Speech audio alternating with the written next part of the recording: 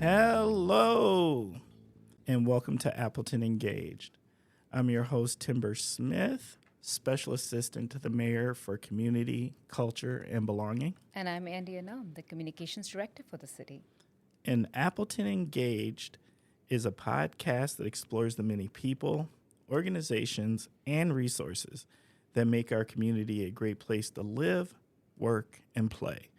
So whether you're a longtime resident or just getting to know Appleton, join us as we learn more about our community together.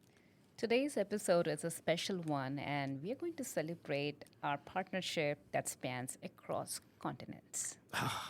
This is so true. And it's been around for some time and has become part of the fabric of who Appleton is. So, this week's guests are Martyn Smith, board member of the Kanonji Appleton Partnership, and Marie-Claire Chaudoir, the co-president of the Kanonji Appleton Partnership. Hello, you two. How are you doing? Doing well. Thanks for having us. Yeah, thanks for having us. Well, thank you for giving us a little bit of time and getting ready to bless our listeners with some very interesting information about this partnership. But before we go any further, can you please tell us a little something about yourself and your association with Appleton and the surrounding Fox Cities region? Okay, so I grew up in the Fox Valley region and left for a while, circling around going to Japan. And then I moved back in around 2016 with my family so that my kids could have the experience growing up here too. Oh, you didn't do just a normal boomerang. Like we hear that all the time where people leave Appleton and come back, but you went all the way to Japan. Went a little bit far. You went a little bit further. Okay, that's pretty cool. Martyn Smith, and I did not grow up in Appleton at all. I grew up in California on the West Coast, and then I came to Appleton when I took a position at Lawrence University. And that was back in 2006, so I'm going on 20 years now being here. And I've come to call Appleton home and raised 4 kids here, the youngest of which is about to go off to college. So been grateful to Appleton for the environment and the life that we've had here with our family. Okay. Well, can you please tell us about the resource? Of course. So Kanonji Appleton Partnership, or CAP as we like to call ourselves, is a sister city program that connects Appleton, Wisconsin to Kanonji, Japan on the island of Shikoku. And I guess our main goal is to promote cross-cultural exchange. We like to share information about our colleagues in Japan with the residents of Appleton, and we also like to be able to provide the space for some of our Japanese travelers to come over and experience the city firsthand, and then in return, we send some of our Fox Valley residents over to Japan so they can experience the same kind of thing. How often does this exchange happen? So it's an annual exchange. It takes place during the summer. So we tend to send our students over first, a little bit after the 4th of July. They stay for a couple of weeks, and then we, in turn, they come back, and then we receive a batch of students from Japan for another 2 weeks. So the whole exchange goes from about early mid-July to early mid-August. So what is the history behind this partnership, and why Kanonji? You know, the history goes back a surprisingly long time, almost 40 years. So it became an official sister city to Appleton in 1987. And there's a document which is signed by then Mayor Dorothy Johnson and her Kanonji counterpart, Mayor of Kanonji. So you can see the stamps from both Appleton and then Kanonji that recognizing each other as official sister cities. And there's an interesting story, if I could tell that, about our sister city. You might wonder, well, where did Kanonji come from? Why does Appleton have this sister city relationship? And you could imagine different things, like, okay, New York gets Tokyo and Chicago gets Osaka, and you go down the line and Appleton got Kanonji.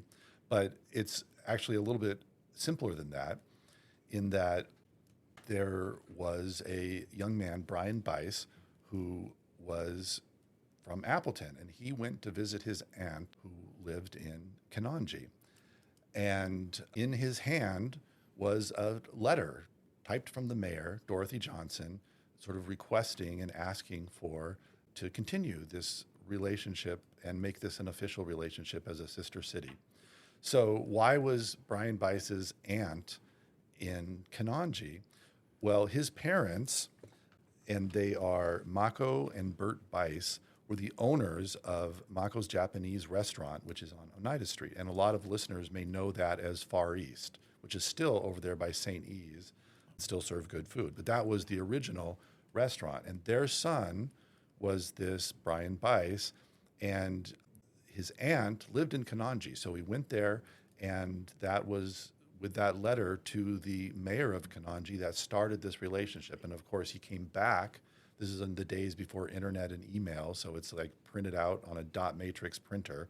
But he has a letter coming back from the Kanonji mayor welcoming this and wanting to deepen the relationship. And so in very short order after his return, there becomes this official document ratified by the Common Council here in Appleton, and then also by the city in Kanonji by their mechanisms that this is our sister city. And since then, we have had, it's been slightly interrupted by COVID and things like that, but there's been this regular exchange that has gone on between our cities. And so we're going on, if that's 1987, we're just about at 40 years. Wow. Thank you for sharing this interesting and very, very rich background. Yeah, 40 years. That's a long time. And you know what? I did not think that was going to be the answer for how this relationship happened. I just thought, because I had heard that because we're kind of similar in a lot of ways, that we're kind of similar in population and maybe in size, and maybe I just thought, well, this looks like a good match. That's what I would have thought too, because I mean it's on the island of Shikoku, which is not too far from Kobe and Osaka, so it's similar to us in being outside Chicago and Milwaukee. So, and then it's also has this kind of a bit of a rural feel to it. So I also would have thought that somebody was smart and made a match between Appleton and Kanonji, kind of similar size, similar kind of cultural position within the country. But actually, it's this relationship of the aunt of Bert Bice, who just happened to live in Kanonji. So Andy and I both have been lucky enough to be parts of these visits because they tend to do a city hall visit when they come. But what do the students think about these visits? We never get the aftermath to understand, like, what do they think about their visit when they come to Appleton? What did they learn? They learn a lot, I feel. And when the students return to Japan, they need to make presentations in front of their city's international organization to talk about their experience. But when they are here, we do an Appleton Day where we get to take them around the city, and they come to City Hall, get to meet the mayor, meet a lot of our different community services that we have. We've gone to the fire department and the police department. We've been able to visit in schools, even though it's off season, so it's not as engaging as it could be. But really just experiencing that everyday life in Appleton. And then when our students go there, they have the inverse of that. So they're also meeting people within the Kanonji community and learning about that. But it kind of makes me think, like, what if the exchange, rather than being by chance in some way, was actually because of that feeling of connection that had been there in the first place? If there's a similarity in feeling between Kanonji and Appleton, maybe that's why they decided to try to make that partnership. Right. So like if Brian Bice, if the aunt happened to live in Tokyo, it's not like, oh, Tokyo would be our sister city now, but they could feel some kind of connection in the city. And I was thinking about my observations of the Japanese students when they come, and we love this Appleton Day that Marie Claire was just talking about. And it's interesting to begin to see Appleton through someone else's eyes. Like, this is our daily life. We walk around Appleton and it's completely normal. But then you see students just getting fixated or interested in things that seem to me to be completely random. So, like, for example, they love going to Quick Trip. And if you know anything about Japan, the convenience stores, the 7-Eleven, the Family Mart, these are huge things. And even as a visitor, you get to love these convenience stores. They are curious about the counterparts, these convenience stores, which wouldn't be what we would think about taking students to, but they are highly interested in the foods that are being served and what is available there. So, again, I take something that becomes kind of the background of my life, and I'm thinking, wow, through someone else's eyes, this quick trip stop is a fascinating place. Okay, that makes me smile because the first thing I think is they love Quick Trip. We love Quick Trip. Who doesn't love Quick Trip? That cultural connection bringing us all together. Right? Yeah. It is through Quick Trip. No, that is awesome. So how these students are selected? Is it like they have to go through this program through school district, or how these kids like get onto this program? So we advertise our program. Originally, it was just based on Appleton students, and we accept high school students that apply. But due to some of the gaps, I guess, because of COVID and different things, we had to kind of re-energize our and expand our reach to attract more students that were interested in traveling. The students complete applications where they express why they're interested in traveling to Kanonji, what they hope to gain from the experience. And then we have interviews with them. They'll come before some of our board members, and we zoom in with some of our counterparts in Japan, and we all kind of get to know each other a little bit better in person and make selections from there. And it might be interesting also to think about, historically, it hasn't always been high school students. That's been what we've done over the past decade or so. But early on, it was not just students, but Appleton Boy Choir, for example, went to Kanonji. Also, the mayor of both cities have gone back and forth, and the Lions Club of both cities. So that would be adults. So there have been, I think there's a rich history of different types of groups that have gone back and forth. And just because over the past 10, 15 years, it has been this high school exchange, it doesn't mean that's the way it would always have to be. And I think we're curious about these kind of other ways of doing exchanges that there could be.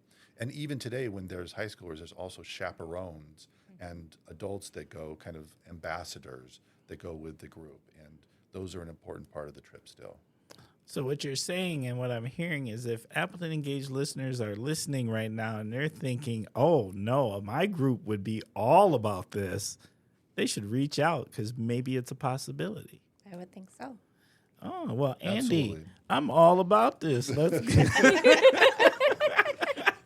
I think I've been trying to talk Andy into this field trip. I think it would be awesome. Oh Yes, yeah. yes. Oh yeah. Well, having a group from the city would be great.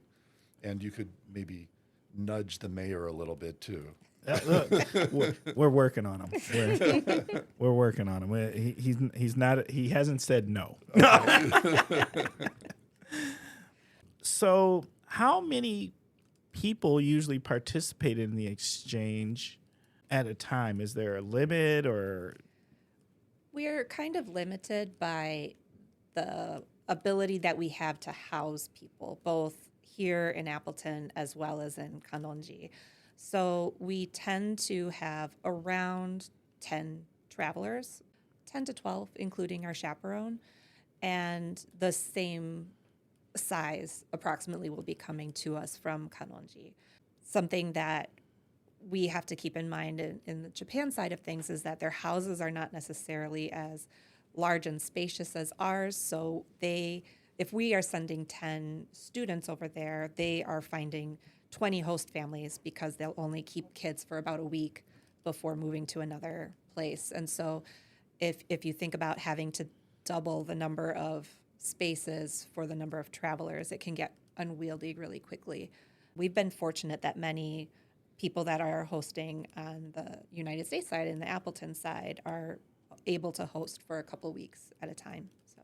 And, it's this hosting process that got myself and my wife first introduced to the Kanonji Appleton partnership. So we had visited Japan, we came back, there was a need for hosting, and so we took in a Japanese student for a week, and it's a really interesting process of hosting, getting to know a student and this other culture And seeing that student and his or her friends respond to Appleton is really an eye-opening process and something that I would recommend to listeners to think about.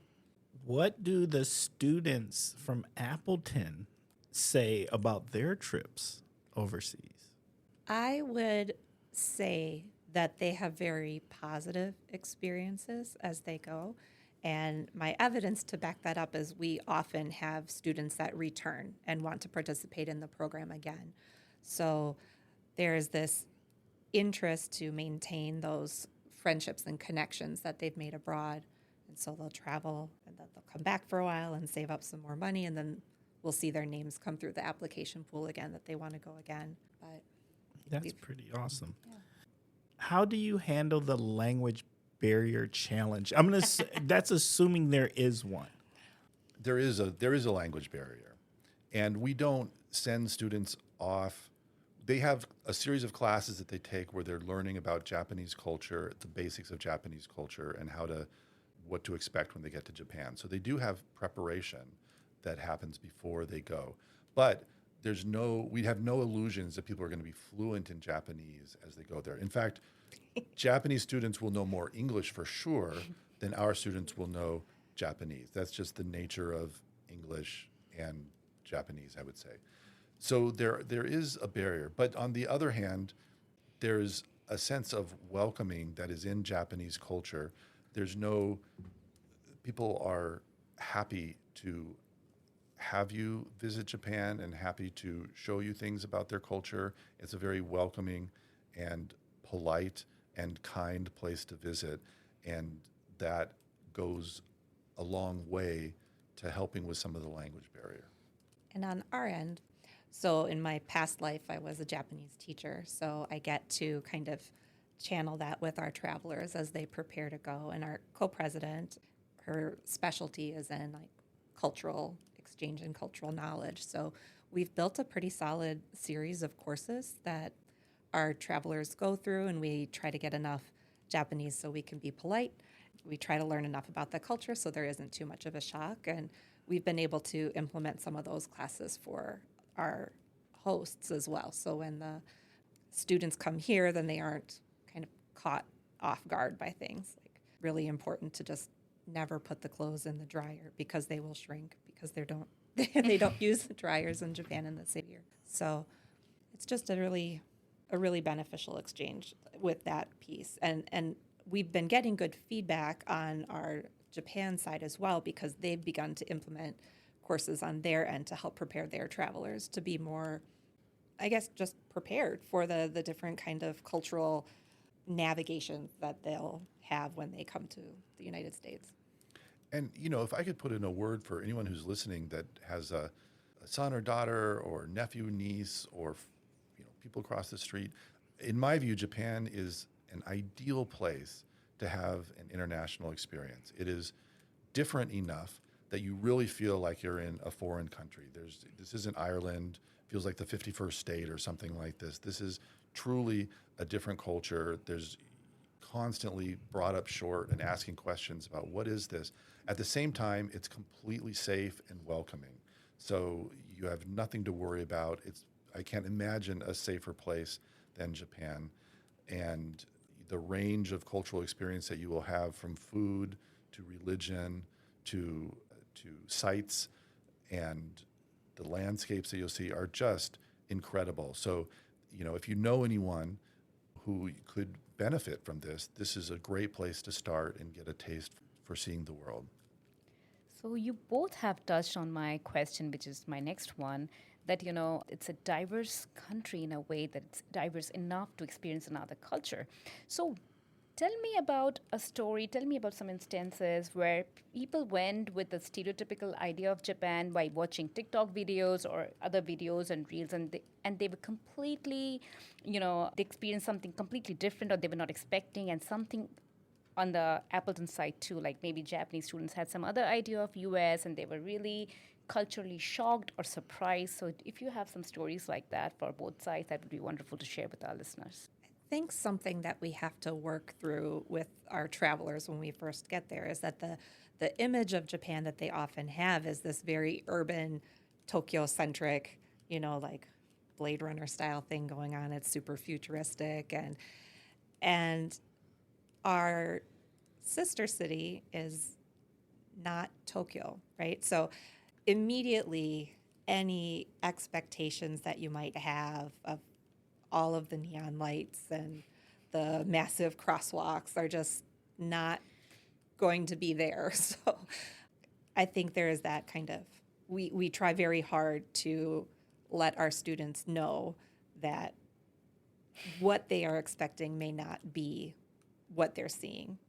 The same on the inverse, the image of what America is publicized in the media is so questionable at times. Like, do everybody just eats hamburgers all the time or whatever it is, and thinking how these students are expecting to experience the United States when they get here is very different than what they would see on a sitcom. But, it's also somewhat taken from that. So it's just a really interesting. I think that's really true, that there's kind of different expectations in both directions, that it's not going to be, there's these images of Shibuya crossing where there's just thousands of people crossing at the same time, and, Godzilla head peeping up over the stores. There's these famous Tokyo sites and crowds, and Shikoku and the city of Kanonji are just, it's a different Japan. But I think that's really a strength of this program too, is you get to, this isn't the average tourist version of Japan that you're getting to. This is a kind of, in the same way that Appleton is a great place from which to experience the United States and the culture of America. We kind of play up the Appleton connection and the Wisconsin connection as well. They go to Madison. We vary the trips, but they'll go to Madison or Milwaukee or Door County. We'll do different things. But we don't want to say, we got to get you to Chicago, because if you don't see Chicago, you're not really seeing the U.S. We want them to see this place. And we hope that in the future, as they look back on this trip, they'll see that, hey, we saw a really interesting corner of America. And I think our students can say the same thing about Japan. We saw this unique and particular place that was in Japan, and that is valuable. Share a narrative that will help listeners understand the importance of your organization. One of the things that I really appreciate about the organization, and it goes back to what Martyn was saying earlier just about the longevity of our organization, is that we have been fortunate enough that the past few years, some of the chaperones that have come from the Japan side were travelers themselves when they were in high school. So they participated in the program, and then 20 years go by, and there's this desire to be a part of that organization again and bring students to the U.S. so they can have a similar experience. And I want to say this is our third year running that we are having a chaperone that is returning to Appleton. And every time we meet with them, there's just this excitement. They want to meet with their old host families if they can. They want to see how things have changed over time. And it's just been really interesting. And some of the people, even on our own side within our program, some of our board members were former travelers. And so being able to kind of maintain these relationships for longer than the 2-week exchange in the summer has been really valuable, I believe, not only to like the people that are experiencing it, but to our city as a whole. I'd put in a word too, just that we live in a time when we need to have these cultural exchanges. Looking back at some of the documents from the 80s when this all began, there was a sense of that there was this coming from the presidential statement about the importance of making kind of citizen connections across different countries and borders. And, I think that that's something that we have to keep working at and keep doing so that we feel like here in Appleton and our youth and all kinds of people continue to believe and know that we have these connections within the global space. And this nurturing this sister city connection is important for building that global feeling. Are there any upcoming initiatives, events, or engagement opportunities? every year around December and January, we take applications to go. So that's the first thing, is if you know someone who is high school, coming into high school age, then let them know that this is an opportunity for the summer to visit Japan. It's a fantastic experience for them. Secondly, if you're a family and you're going to be around in late July, early August, we need host families. And this is a way to get to know Japan through this experience of hosting a person. And that would be an opportunity contribute to the program for sure. Is there anything the community can do to be helpful? I think just helping us get the word out. You know, we put up posters. You know, it's a different media environment now as far as how to communicate with people. Not everybody reads the Post Crescent. Not everybody reads this or that Facebook page. You know, getting the news out is something that we'd really like to do. And a lot of that now is word of mouth and letting people know. So just we want people to know that we have this 40-year connection to a Japanese city. And the more people that know about that and tell people about that, the better. And I heard you mention host families. Yes. Need those. Yes. All right. That's a concrete thing. It can be for 1 week, it could be for 2 weeks, but we will have a group of Japanese students who are here at, I think, July 25th to August 6th. Correct. And, you know, it's not always possible nowadays for students who go, Appleton students who go, to host when they get back for a variety of reasons. So we could use people who are willing to open their homes, host, and open their hearts to learning something about this wonderful culture. And I think there's often a lot of stress in that area, like, oh, I don't have a separate bedroom for this student. And, you know, we just want the students to be a part of your home. So if there are children in the house, we tend to pair by similar gender. And so then if you need to share a room or like have a sleepover party for a couple days, like that's what we do. Because that will be the same on the Japan side for our travelers. We also try to be really helpful because we understand how challenging it can be to take that time off in the summer. So when our students are here, the Japanese students are here, we have different events that we are taking them to, and that'll help, you know. So who can people contact if they would like to learn more or maybe offer as chaperones their homes and their hearts? So information for that can be found on our website.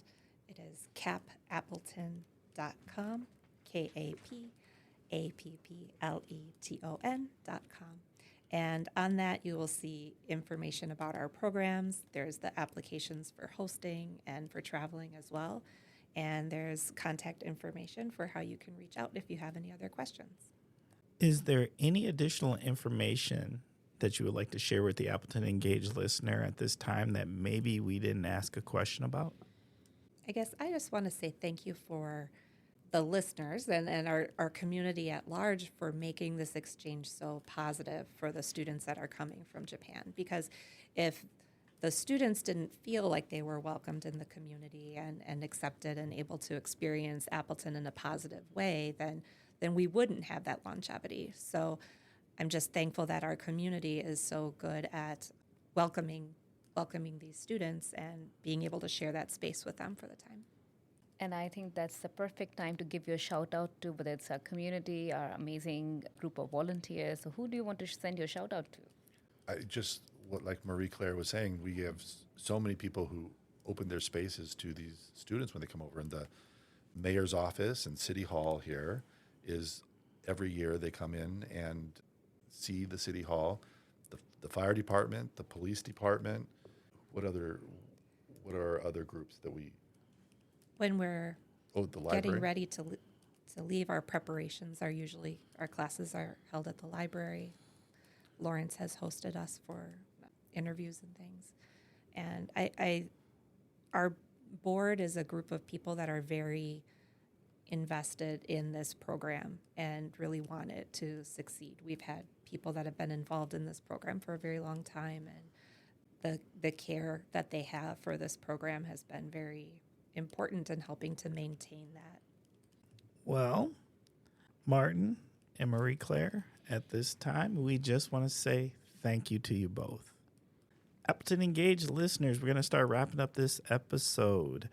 I want to say thank you to you for spending time with us and giving us your minds and ears, for caring about another amazing resource in our community, making this a better place, a more unified place, a place of neighbors, a place of belonging. As you know, we are trying to become the #1 podcast in Northeast Wisconsin, and we need your help to do that. So here's my list of things I need from you, okay? As you listen to these episodes, if there are questions you would like Andy and I to ask, let us know. If you would like to be a guest on Appleton Engage, let us know. And if you would like to recommend a guest for Appleton Engage, guess what? Let us know. And you can reach us at belonging@appletonwi.gov. Once again, that is belonging@appletonwi.gov. Also, we think we have something pretty special here ourselves in this resource known as the Appleton Engaged podcast. But we think that the more eyes and ears that get a chance to engage in this podcast, the more it helps our community become more informed and therefore more unified. So how do we get in front of more eyes and ears? It's called analytics. So while you're listening to this podcast, take a moment, hit that subscribe button. If you see stars, give us all 5.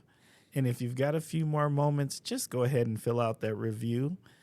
These are all things that help to improve our analytics, and the better our analytics are, the more people in our region get to learn about this amazing resource known as the Appleton Engaged podcast. Thank you, Martyn. Thank you, Mary Claire. And as we wrap up this episode, I'm reminded of a proverb, a Japanese proverb, Ichigo Ichi-e, that means one time, one meeting. And that talks about a reminder to cherish every connection, every meeting, which is so unique in itself. So with hearts open and spirits united, may our journey together be one of friendship and lasting connection. Until next time, stay thoughtful, stay curious, and stay engaged.